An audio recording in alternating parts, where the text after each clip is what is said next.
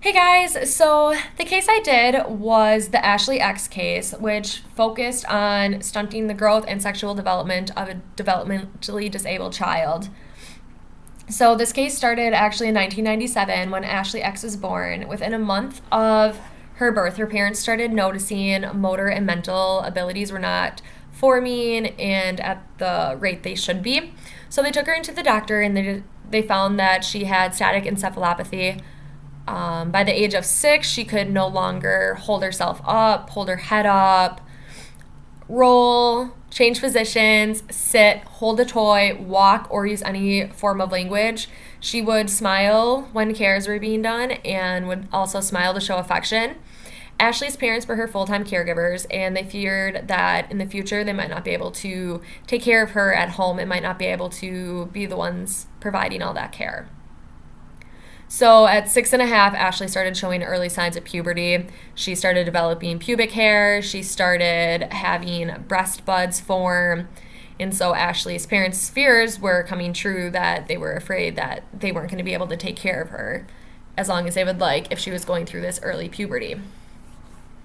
So her parents took her to the Children's Hospital in Washington, where they worked with a group of surgeons and doctors and came up with a plan to kind of prevent this growth from happening.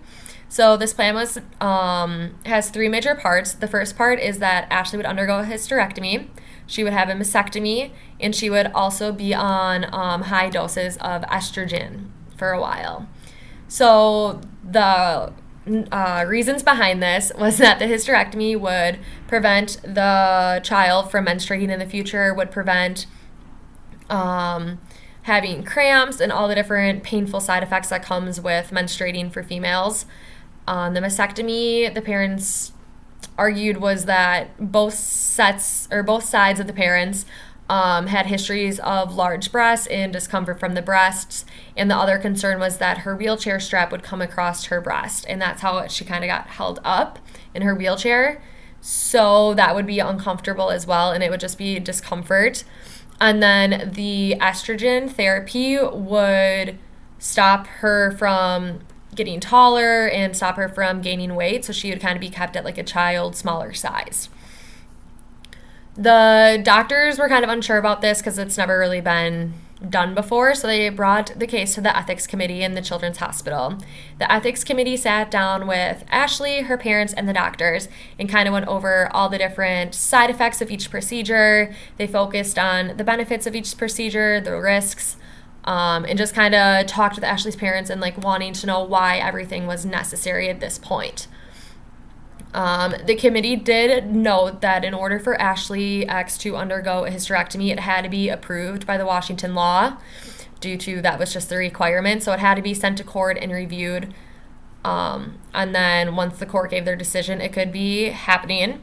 So the committee then reached the consensus for the other two, and the high-dose estrogen and the mastectomy were all ethically approved, and the hysterectomy was ethically approved based on what the court says.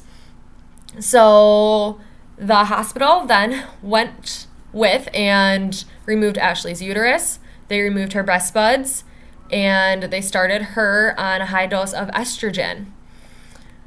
And so she got all three things done in order to have her parents help care for her in the future. So the doctors then published Ashley's treatment after everything was said and done, and it sparked a national debate and triggered a whole bunch of disability rights groups. And I can read a quote. One of the groups, called the Not Dead Yet group, said that this is an issue basically subjecting the child to drastic physical alterations to fit the convenience of her caregivers. So a lot of this outrage was that the child's ethical rights were not being met, and the parents did this out of what was best for them and not what was best for their child. So all of this controversy around this case sparked the Washington Protection and Advocacy System, which is, I'm just going to start calling it WPAS, and it is a federally mandated watchdog agency that has the authority to investigate any allegations of abuse or neglect of a person with disabilities. So this agency was brought in to investigate what exactly happened to Ashley, and they learned that the Children's Hospital performed the hysterectomy without having court approval.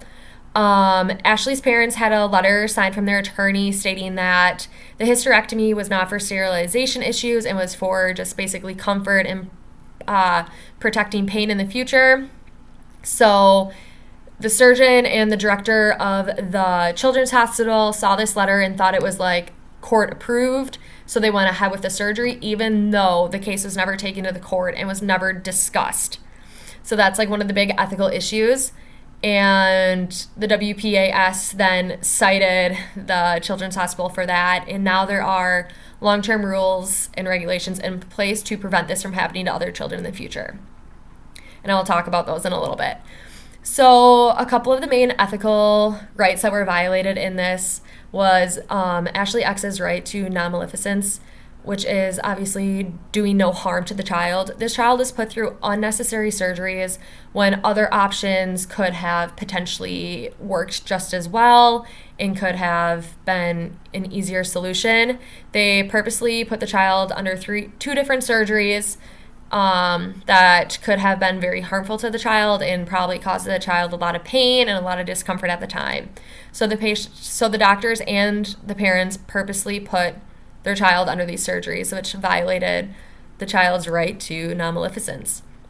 And the other ethical right that was like really affected was the benefits, which is doing good. Some could argue that the parents are doing good, but the parents are doing good for themselves. They are not taking into consideration Ashley X's ethical rights. They are taking into consideration that this will be easier for them to take care of the child, and this is easier for their lifestyle they are living is to stop the growth of their child so they can continue to take care of it. This isn't necessarily what is in the best interest for Ashley X. Her doing good does not include undergoing surgeries and a whole bunch of different treatments and poking and prodding. So her doing good was definitely violated as well. So those are the two main ethical causes that were the issue in this case, and that sparked a lot of controversy. And this case, like I said, did spark a lot of controversy back in 2006, I believe. And so there are long-term, not mandates, there are long-term legislation and rules due to this case that are kind of in effect. One of the ones is that in Washington at the Children's Hospital, if any type of procedure talking about stunting a child's growth or removing certain body parts has to be approved by the WPAS, and it has to be notified so they can do an investigation and make sure children don't have the same situation happen that Ashley X had. So every time a case is brought up, it has to be reviewed through the WPAS system. And they are also really enforcing that hysterectomy cases have to be reviewed under the Washington court. It's a law that is required, and for some reason, Ashley X's case, it was not reviewed, and that's just a major issue. And ever since this case, too, it has kind of like been brought up that when you're meeting with an ethics committee, a third party should be there advocating for the patient and advocating for the child. The child's rights might not be what's in the parent's best interest, so it's just kind of having the third party in there just specifically advocating for the patient and making sure that the patient's rights are being followed, and that's the priority, not the parent's rights. So that's kind of the situation. It was just basically that the parents wanted what was easier and more convenient for them, so their rights overtook their daughter's rights and bioethical rights. So if you guys have any questions, just let me know. I will post questions below, and thank you.